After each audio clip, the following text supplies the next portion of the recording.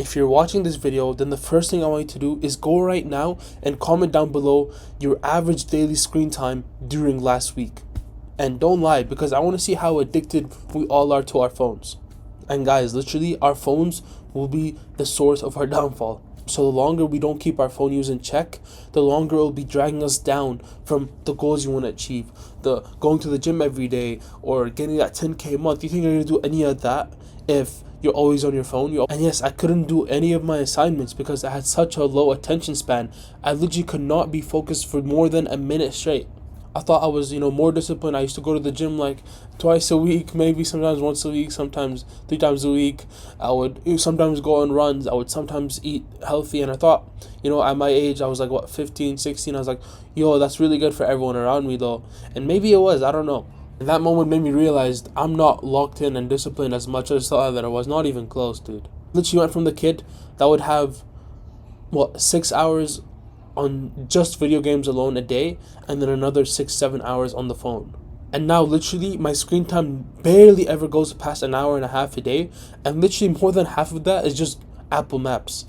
And honestly, the first big move that I did to actually help reduce my screen time and get rid of that low attention span brain, and I know that is something that more than 90% of you won't even dare to do, and even if you do it, you won't stick to it for too long. Like 2 weeks, 3 weeks in, you're gonna go back to the same old you. The thing that I did was actually pretty much delete all social media.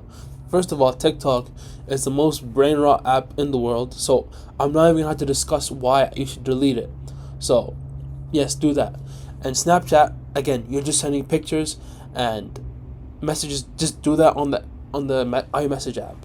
Same thing goes for Instagram. It's a bit more useful. You actually see posts and whatever, but come on, get rid of that. Twitter or X, let you get rid of every social media. Even get rid of YouTube. You might say, I watch actually self-improvement YouTube videos or whatever. Get rid of it. Watch it on your laptop. This is my rule. Is actually on my phone I only have my WhatsApp, which I text my family because some of them don't use iMessage, and then 99% of people iMessage is what I use to actually keep in contact with them. And what I actually do, I will admit, is I only download Instagram when I have something to post. So sure, if I'm on vacation and I have this picture to post, I'll go post it, but I'll delete it right after. And sure, some people will question you, some people will hate you, especially if you have those like long Snapchat streaks with someone, and I don't know, like they just get pissed over it, over like 100-day streak. Like, dude, it's not that serious. It's a freaking emoji on an app, dude. Imagine being so controlled. Imagine being so emotionally controlled by an application, dude. They're making money off of you, and bro, they're using you as the product. Stop giving them time. That's the currency that you're giving them, which makes them money. How about you actually invest the time in yourself instead of these apps? Actually giving them currency in exchange for making your life worse. That's just the worst deal I've ever heard of in my life. And then for the small exception of you that will actually use some of these apps to actually monetize and make some type of business out of them, like let's say you post YouTube videos or you post TikToks or whatever, I still would not let you download these apps. Like, I make YouTube videos, but I don't have the YouTube app. I don't even have the YouTube Studio app on my phone. The YouTube Studio app is what you use to actually manage your content. You can edit videos, post videos. Use the web browser version on your laptop, on your PC, and then actually post the videos and edit them from there, which is very doable, and that way you keep yourself disciplined. Any self-improvement videos you want to watch, you watch it on the laptop. So I never watch any videos when I'm in public or that. Like, let's say if I'm in public or I'm in the gym or in the car, then I put on a podcast on Spotify. Sure, Spotify you can have on your phone, like whenever you're driving in the gym, when you had headphones in public, but also just don't listen to music. That's a waste of time. That defeats the purpose of actually trying to self-improve and whatever.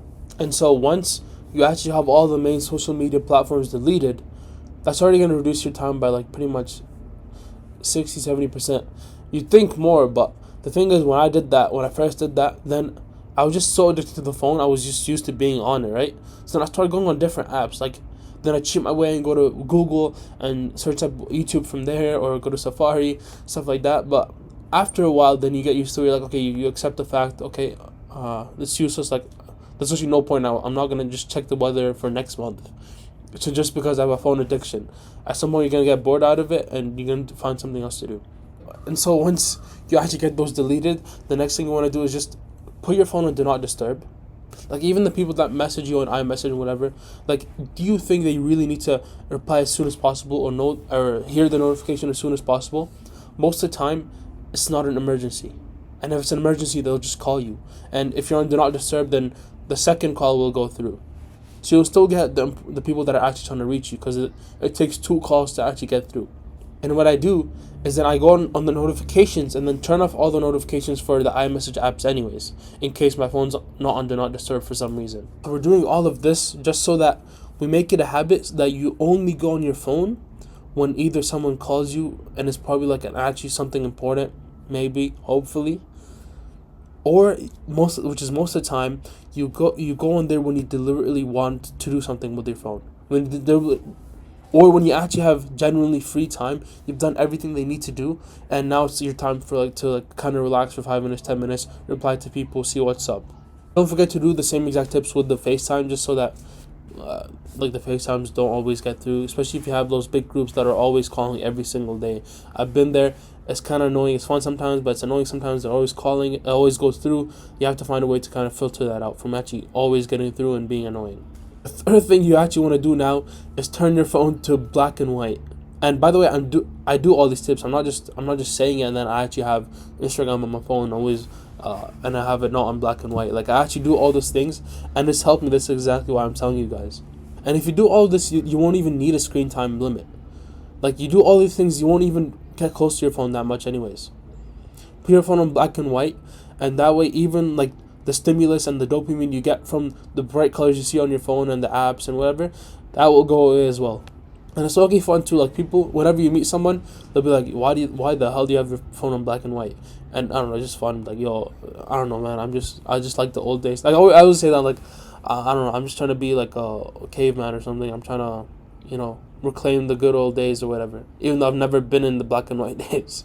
If you don't know how to do the black and white thing, like, you can still search it up, but I know at least this for the iPhone, you go in setting and then accessibility and then display and text size, and then tap on color filters, and then I guess, and then you actually turn on the color filters, and then tap grayscale.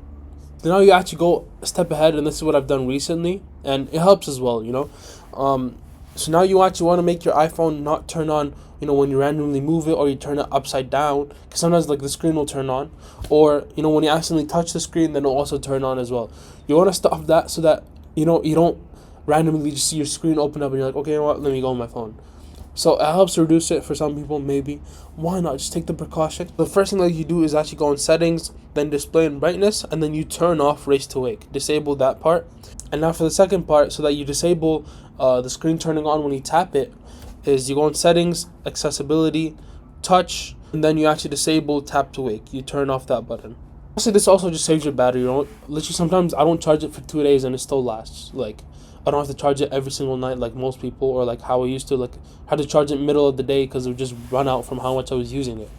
And so doing all those steps, and hopefully you did all of this, because if you're just watching and if you're just watching me say all this and you didn't even do it, like, what's the point? Like, what's the point of you watching all these YouTube videos, all these inspirational reels, or all those podcasts about discipline, read all those books, if you're not going to take action? Like, you're just wasting time.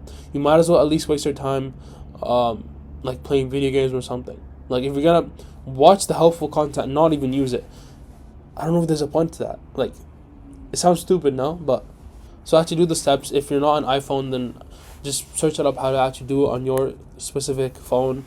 But it will definitely help you reduce your screen time, and it will make you more productive. And another thing also I forgot to mention, when you actually want to do work on your laptop, or you want to on your notebook, whenever you want to do your studies, just put a phone in a different place, different room. Don't put it in the same room you're studying or you're doing the work. That will tremendously help you. Like, for example, I have my phone here because I'm recording my YouTube videos with the phone, but once I'm actually editing or doing university work, I don't have it in the same room. So apply those tips and just see how much this changes your productivity and how much your screen time will reduce, and you actually put it into actually helpful things. Even if it's just connecting with your family, talking with them, building a connection, that will be more helpful than just going on Instagram and Snapchat and getting that 200-day streak. And so that was it for today's video, and I'll catch you boys later.